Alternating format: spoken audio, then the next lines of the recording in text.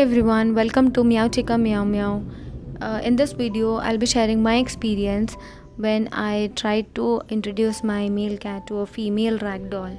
So guys, मैं आप लोगों को बता दूँ, हमारे पास जो रैगडॉल है जिसका नाम आइकीज़ है, उसको हमने अडॉप्ट किया था when she was 1 year old and हम लोगों को मजबूरी में ऐसे इंट्रोडक्शन करवाना पड़ा बिकॉज़ हम लोगों के पास कोई ऑप्शन नहीं था।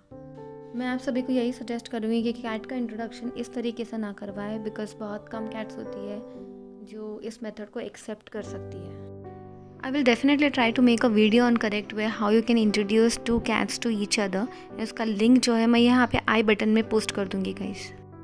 So without any further ado, let's begin the video. So this was the first time guys जब हम लोगों ने कोको एंड आइकीज़ को मिलवाया। कोको लिटरली शॉक में था कि ये मेरे घर में कौन घुस आया है। On the other hand ragdoll cats are very playful guys. जैसे ही आइकीज़ घर के अंदर एंटर की, she started exploring things but then Coco was sitting there only in shock. आप लोगों ने वो सुना ही होगा that cats are creatures of habit, so changing the connections in the feline brain can take a long while. तो मैं आप लोगों को यही सजेस्ट करूँगी कि don't be so quick when it comes to introducing female and male cats और any cats. You can see in this clip how Aikis is trying to explore things around her, but then Coco एकदम चुपचाप एक ही जगह बैठा है। 2-3 बार उसने हमें गुस्से वाले एक्सप्रेशन भी दिए। He was feeling very very stressed. And then जिस बात का हम लोगों को डाउट था गाइज वही हुआ। कोको को एनजाइटी अटैक्स होने लगे, उसने वॉमिटिंग करना शुरू कर दिया उसी दिन से। एंड ये सिलसिला चलता रहा तकरीबन 1-1.5 हफ्ते तक। एनजाइटी अटैक्स में गाइस कैट का बिहेवियर हमेशा चेंज होता है। कुछ कैट्स छुप कर बैठती है, अपने ओनर से दूरियां बनाए रखती है, और कुछ कैट्स जो है वो बहुत ज़्यादा वोकल हो जाती है, बहुत ज़्यादा चिल्लाने लगती है। कोको के केस में वो चिल्लाता नहीं था बट उसने खाने का क्वांटिटी कम कर दिया था एंड वो इतना ज़्यादा स्ट्रेस में था कि वो चुप बैठा रहता था। सो फर्स्ट वीक में गाइस वही हुआ। कोको को एनजाइटी अटैक्स होते थे, he used to vomit and वो आइकीज़ को बिल्कुल एक्सप्लोर करने नहीं देता था। वो जहाँ पे भी जाती थी उसका रास्ता रोक के बैठ जाता था वहीं पे।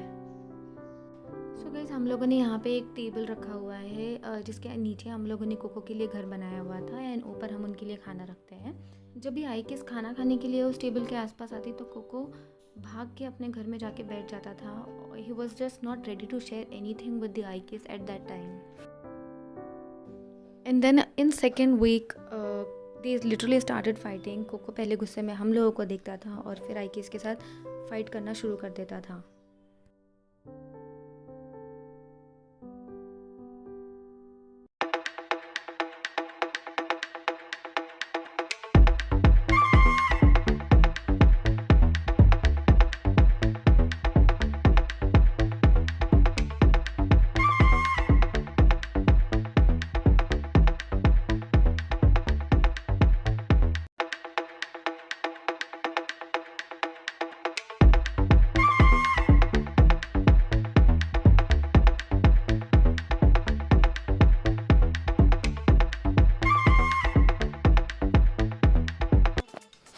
Guys I remember Coco literally 2 घंटे तक वहीं पे बैठा रहा गुस्से से और वो आइकीज़ को बाहर निकलने तक नहीं दे रहा था।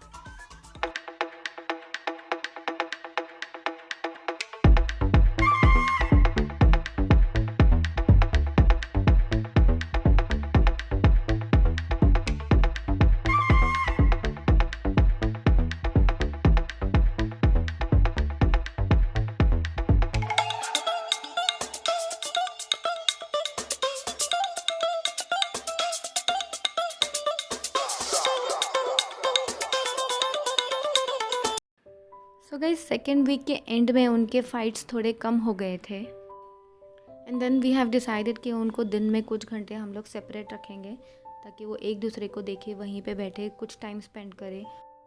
And then finally one day they started communicating to each other. दूर दूर से ही सही but they started communicating.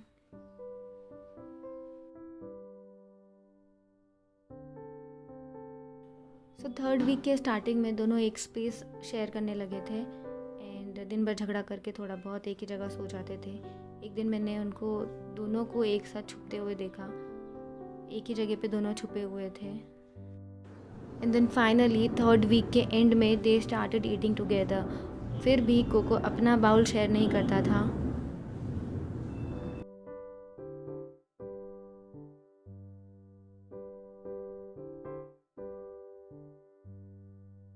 So this is the footage from the 4th week, guys.